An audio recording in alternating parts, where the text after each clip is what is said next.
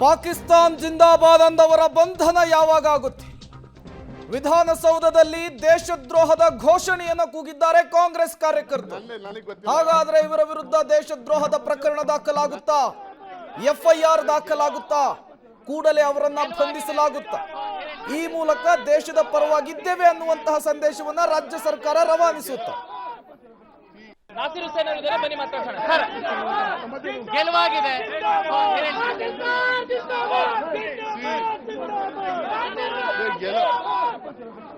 ಗೆಲುವಾಗಿದೆ,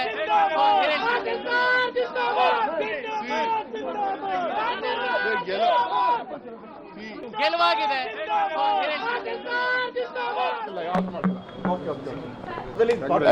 ನನಗೆ ಗೊತ್ತಿಲ್ಲಪ್ಪ, ನಮ್ಮ ವಿಜಯೋತ್ಸವ ಸಂದರ್ಭ ನನಗೆ ಗೊತ್ತಿಲ್ಲ, ಯಾವ್ದು ಮಾಡಿಲ್ಲ. ನಮ್ಮ ವಿಜಯೋತ್ಸವ ಸಂದರ್ಭ ನನಗೆ ಗೊತ್ತಿಲ್ಲ, ಯಾವ್ದು ಮಾಡಿಲ್ಲ. ನನಗೆ ಗೊತ್ತಿಲ್ಲಪ್ಪ, ನಮ್ಮ ವಿಜಯೋತ್ಸವ ಸಂದರ್ಭ ನನಗೆ ಗೊತ್ತಿಲ್ಲ, ಯಾವ್ದು ಮಾಡಿಲ್ಲ. ನಮ್ಮ ವಿಜಯೋತ್ಸವ ಸಂದರ್ಭ ನನಗೆ ಗೊತ್ತಿಲ್ಲ, ಯಾವ್ದು ಮಾಡಿಲ್ಲ. ದೇಶ ವಿರೋಧಿ ಘೋಷಣೆಯನ್ನ ಕೂಗುವಂತಹ ಮನಸ್ಸುಗಳು ಈ ನಾಯಕರುಗಳ ಸುತ್ತಮುತ್ತ ಇರ್ತವೆ ಅಂದ್ರೆ ಯಾವ ರೀತಿಯ ಸಂದೇಶವನ್ನ ಇವರು ರವಾನಿಸ್ತಿದ್ದಾರೆ ಅನ್ನೋದು ಪ್ರಶ್ನೆ. ಜೊತೆಗೆ ಈ ರೀತಿಯ ಪ್ರಮಾದವಾದಂತಹ ಸಂದರ್ಭದಲ್ಲಿ ನಿಂತು ಅದರ ಬಗ್ಗೆ ಕ್ಲಾರಿಫಿಕೇಶನ್ ಅನ್ನು ಕೊಡಬೇಕಿತ್ತು ನಾಸಿರ್ ಹುಸೇನ್ ಅವರು. ಬಟ್ ಅಲ್ಲಿಂದ ಕಾಲ್ ಕೀಳುವಂತಹ ಕೆಲಸವನ್ನ ಮಾಡಿದ್ದಾರೆ. ಅಲ್ಲಿ ಘೋಷಣೆ ಕೂಗಿದವರು ಯಾರು ಅನ್ನೋದು ನನಗೆ ಗೊತ್ತಿಲ್ಲ, ಕ್ರಮ ತೆಗೆದುಕೊಳ್ತೀವೋ ಮತ್ತೊಂದೋ ಹೇಳಿದ್ರೆ ಅವರ ಬದ್ಧತೆಯನ್ನು ನಾವು ಮೆಚ್ಚುತ್ತಿದ್ವಿ, ದೇಶ ಪ್ರೇಮವನ್ನು ನಾವು ಹೊಗಳ್ತಿದ್ವಿ. ಅದನ್ನು ಬಿಟ್ಟು ಅವರು ಅಲ್ಲಿಂದ ಕಾಲ್ ಕೀಳುವಂತಹ ಕೆಲಸವನ್ನು ಮಾಡಿರುವಂತಹದ್ದು, ನನಗೆ ಗೊತ್ತಿಲ್ಲ ಅನ್ನುವಂತಹ ಒನ್ ವರ್ಡ್ ಆನ್ಸರ್ ಅನ್ನು ಹೇಳುವಂತಹ ಕೆಲಸವನ್ನ ನೂತನ ರಾಜ್ಯಸಭೆಯ ಸದಸ್ಯರಾಗಿರುವಂತಹ ನಾಸಿರ್ ಹುಸೇನ್ ಹೇಳಿಕೆ ಕೊಟ್ಟಿದ್ದಾರೆ. ಸಹಜವಾಗಿಯೇ ಬಿಜೆಪಿ ಯಾವಾಗಲೂ ಕೂಡ ಕಾಂಗ್ರೆಸ್ ವಿರುದ್ಧ ಒಂದು ಆಪಾದನೆಯನ್ನು ಮಾಡುತ್ತೆ. ದೇಶವನ್ನು ವಿಭಜಿಸುವಂತಹ ಕೆಲಸವನ್ನ ಕಾಂಗ್ರೆಸ್ ಮಾಡುತ್ತೆ, ಕಾಂಗ್ರೆಸ್ ನಾಯಕರು ಮಾಡ್ತಾರೆ ಅಂಥೇಳಿ.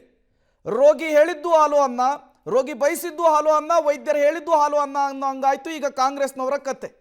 ಕಾಂಗ್ರೆಸ್ ನಾಯಕರ ಸಂಭ್ರಮಾಚರಣೆಯಲ್ಲಿ ಪಾಕಿಸ್ತಾನ್ ಜಿಂದಾಬಾದ್ ಘೋಷಣೆಯನ್ನು ಕೂಗಿರುವಂಥದ್ದು, ದೇಶದ್ರೋಹದ ಘೋಷಣೆಯನ್ನು ಕೂಗಿರುವಂಥದ್ದು. ನೋಡಿ, ವಿಧಾನಸೌಧದೊಳಗೆ ಸಾಮಾನ್ಯರನ್ನಂತೂ ಈ ಸಂದರ್ಭದಲ್ಲಿ ಬಿಟ್ಟಿರ್ಲಿಕ್ಕೆ ಸಾಧ್ಯವೇ ಇಲ್ಲ. ಅಲ್ಲಿರೋರೆಲ್ಲರೂ ಕೂಡ ಅವರ ಆಪ್ತರು, ಅತ್ಯಂತ ಗೊತ್ತಿರೋರೇನೆ ಇವತ್ತು ಪ್ರವೇಶವನ್ನು ಮಾಡಿರ್ತಾರೆ. ಅಂಥವರೇ ಈ ರೀತಿಯ ಘೋಷಣೆಯನ್ನು ಕೂಗಿರುವಂತಹದ್ದು. ಹಾಗಾದ್ರೆ ನಾಸಿರ್ ಹುಸೇನ್ ಅವರಿಗೆ ಆ ರೀತಿಯ ಘೋಷಣೆ ಕೂಗಿದವರು ಯಾರು ಅನ್ನೋದು ಗೊತ್ತಿಲ್ವಾ ಅನ್ನೋದು ಪ್ರಶ್ನೆ. ಮತ್ತಷ್ಟು ಡೀಟೇಲ್ಸ್ ಅನ್ನು ಕೊಡ್ತಾರೆ ನಮ್ಮ ಕ್ರೈಮ್ ಬ್ಯೂರೋ ಹೆಡ್ ಮುರಳೀಧರ್ ನೇರ ಸಂಪರ್ಕದಲ್ಲಿ ಜಾಯಿನ್ ಆಗಿದ್ದಾರೆ. ಮುರಳಿ, ವಿಧಾನಸೌಧದಲ್ಲಿ ಪಾಕಿಸ್ತಾನ್ ಜಿಂದಾಬಾದ್ ಅನ್ನುವಂತಹ ಘೋಷಣೆ, ದೇಶ ವಿರೋಧಿ ಘೋಷಣೆಯನ್ನು ಕೂಗಲಾಗಿದೆ. ಈಗ ಏನು ಕ್ರಮವನ್ನು ತೆಗೆದುಕೊಳ್ಳಬಹುದು, ಏನನ್ನ ನಿರೀಕ್ಷೆ ಮಾಡಬಹುದು ಅಂತ? ಖಂಡಿತ ಪ್ರೇಮ್, ಯಾಕೆಂದ್ರೆ ಪ್ರಮುಖವಾಗಿ ಈ ರೀತಿಯಲ್ಲಿ ದೇಶದ್ರೋಹದ ಪ್ರಕರಣನ ದಾಖಲು ಮಾಡ್ಕೊಳ್ಬೇಕತ್ತೆ. ದೇಶದ್ರೋಹದ ಪ್ರಕರಣನ ದಾಖಲು ಮಾಡಿಕೊಂಡು ಅವರ ವಿರುದ್ಧ ಕ್ರಮವನ್ನು ಕೈಗೊಳ್ಳಬೇಕಾಗಿರುವಂಥದ್ದು. ಯಾಕೆಂದ್ರೆ ಈ ಹಿಂದೆ ನಡೆದಂಥ ಪ್ರಕರಣಗಳೇನಿತ್ತು, ಇದೇ ಮೊದಲ ಬಾರಿ ಏನಲ್ಲ, ರಾಜ್ಯದಲ್ಲೇ ನಡೆದಿರುವಂಥದ್ದು. ಈ ಹಿಂದೆನೂ ಕೂಡ ಸಾಕಷ್ಟು ಬಾರಿ ಈ ರೀತಿಯ ಪ್ರಕರಣಗಳು, ಜೊತೆಗೆ ಪಾಕಿಸ್ತಾನದ ಪ್ರೇಮಿಗಳು ನಮ್ಮ ಭಾರತದಲ್ಲಿ ಮತ್ತು ನಮ್ಮ ಬೆಂಗಳೂರು ಮತ್ತು ನಮ್ಮ ಕರ್ನಾಟಕದಲ್ಲಿ ಕೂಡ ಇದ್ರು. ಅವರ ವಿರುದ್ಧ ಕೂಡ ಪ್ರಕರಣ ದಾಖಲಾಯಿತು, ಅವರನ್ನ ಬಂಧನಕ್ಕೆ ಒಳಪಡಿಸಿದ್ರು. ಅದಾದ ನಂತರ ಅವರ ನ್ಯಾಯಾಂಗ ಬಂಧನದಲ್ಲಿ ಕೂಡ ಇರಿಸಲಾಗಿತ್ತು. ಅದಾದ ನಂತರ ಅವರು ಜಾಮೀನಿನ ಮೇಲೆ ಹೊರಗಡೆ ಬಂದಿರುವಂಥದ್ದು. ಅವರ ವಿರುದ್ಧ ಈಗಲೂ ಕೂಡ ಪ್ರಕರಣಗಳು ನಡೀತಾ ಇದ್ದಾವೆ. ಯಾಕಂದ್ರೆ ಸಾಕಷ್ಟು ಉದಾಹರಣೆಗಳಿದ್ದಾವೆ ಈ ಪ್ರಕರಣಗಳು. ಅದೇ ರೀತಿಯಲ್ಲಿ ವಿಧಾನಸೌಧದಲ್ಲೇ ಇದೆ, ಅದರಲ್ಲೂ ಕೂಡ ಶಕ್ತಿ ಸೌಧ ಅಂತ ಹೇಳುವಂತ ವಿಧಾನಸೌಧದಲ್ಲೇ ಈಗ ಪಾಕಿಸ್ತಾನದ ಪ್ರೇಮಿಗಳು ಹುಟ್ಕೊಂಡಿದ್ದಾರೆ. ಅಲ್ಲಿ ಪಾಕಿಸ್ತಾನ ಜಿಂದಾಬಾದ್ ಅಂತ ಹೇಳಿ ಕೂಗಿರುವಂಥದ್ದು.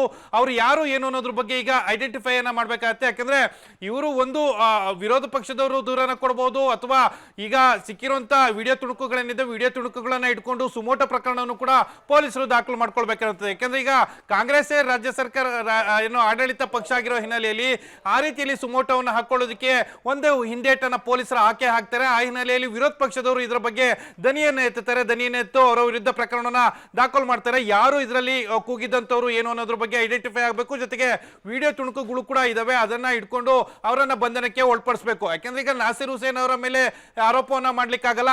ಆತನ ಬೆಂಬಲಿಗರು ಯಾರ್ಯಾರಿದ್ರು ಅವರು ಈ ರೀತಿಯಲ್ಲಿ ದುಷ್ಕೃತ್ಯವನ್ನು ಮಾಡಿರುವಂಥದ್ದು. ಈಗ ಅವರ ವಿರುದ್ಧ ಕೂಡ ಎಫ್ಐಆರ್ ಅನ್ನು ಕೂಡ ಮಾಡ್ಕೊಳ್ಬೇಕಾಗಿರುವಂಥದ್ದು. Prem, okay, thank you Murali ತಮ್ಮೆಲ್ಲ ಮಾಹಿತಿಗಾಗಿ.